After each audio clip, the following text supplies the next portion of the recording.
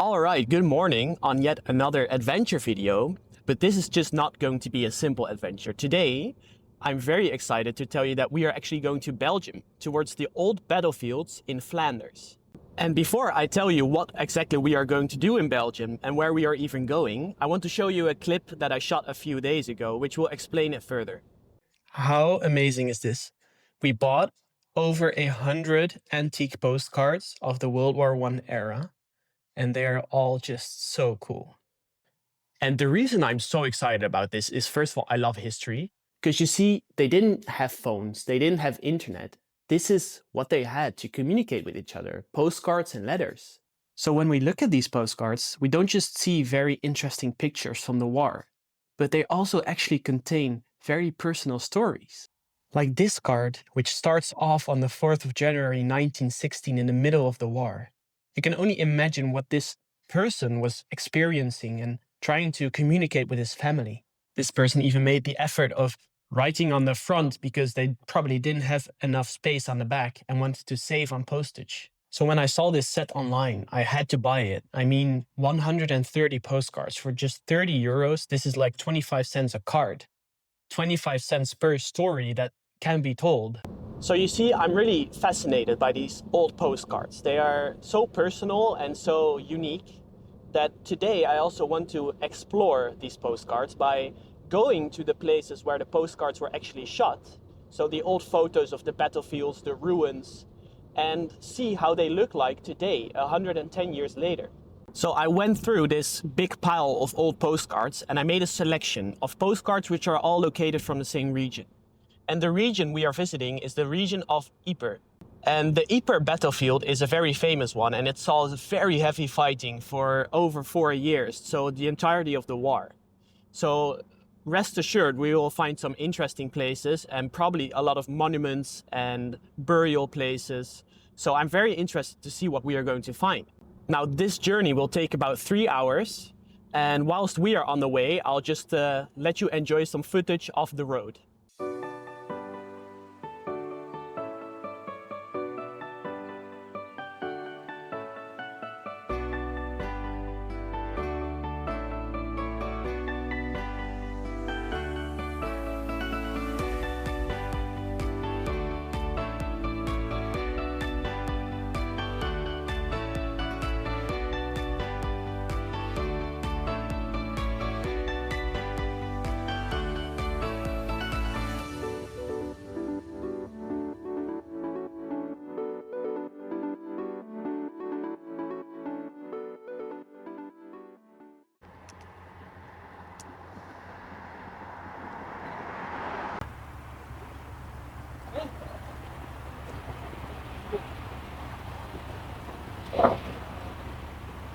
We have arrived at our first location of this stop.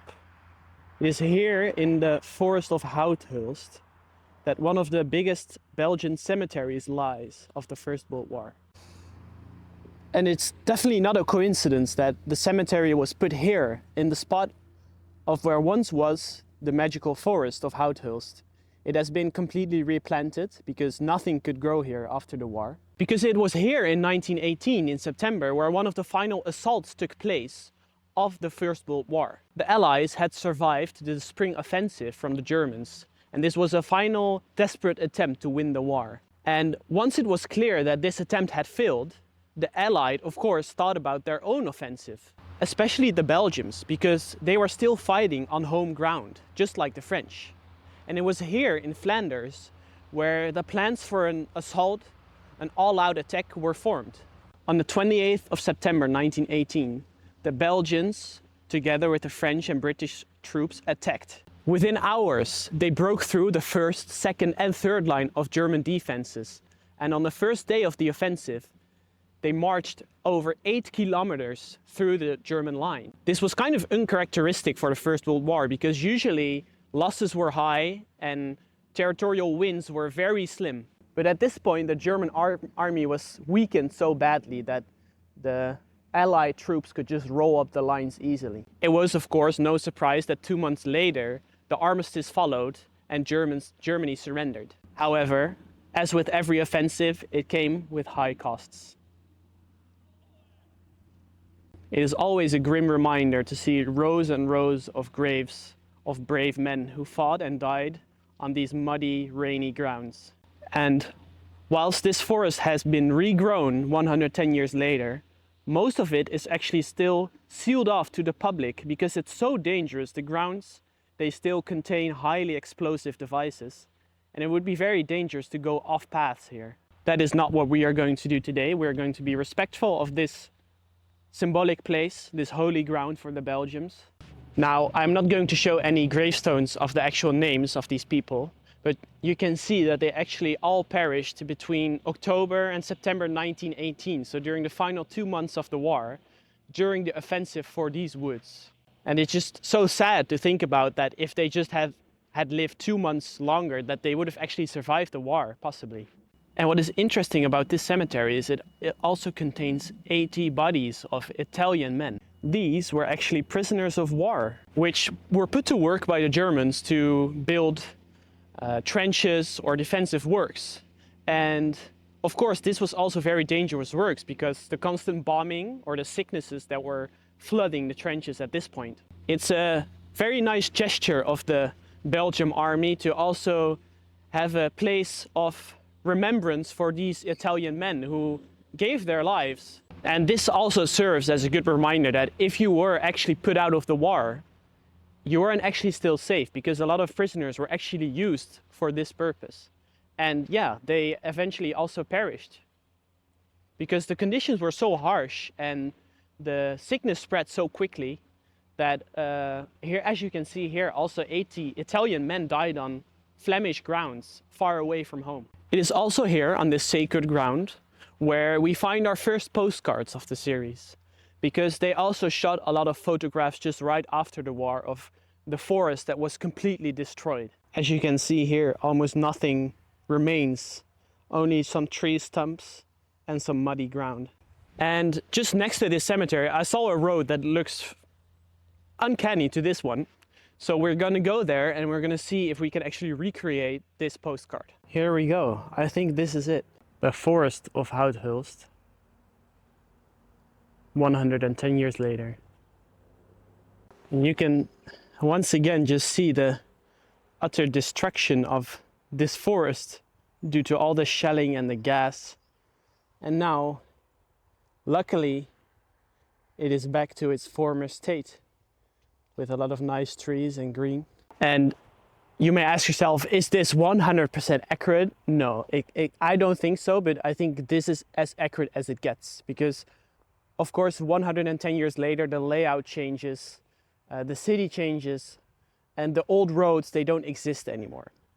However, I did do my research, and this is probably as close as we can get it to. So still very, very cool, and I think first postcard is definitely a success.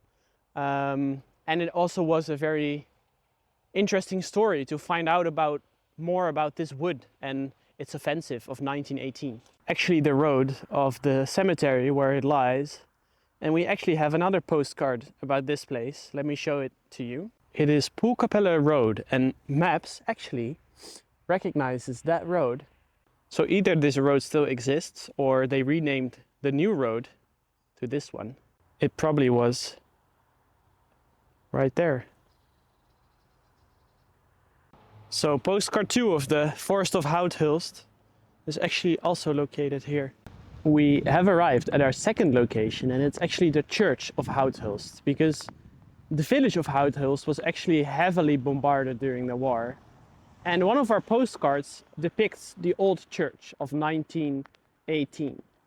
And before the war, it was already a beautiful church, but during the war, it was completely destroyed. So this was actually a replica of the old church, and it was rebuilt in 1923. As you can see, nothing, absolutely nothing, stood upright anymore after the war. But it was here on this exact location that this postcard was taken, because they rebuilt the church on exactly the same spot. Postcard number 3, the Church of Houthulst.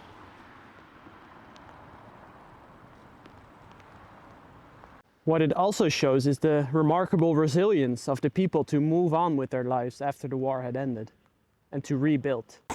However, the war will never be forgotten, And every Belgian and French village has several remembrance stones or memorials to remind the people of the Great War. And it was actually also here that the scene for our fourth postcard was set, because this picture was taken from the ruins of the old marketplace of Houthulst, which was exactly here. From which angle this was taken, we will never know, but it must have been very close to the church. And as you can see here again, the destruction was just complete, and it had to be completely rebuilt.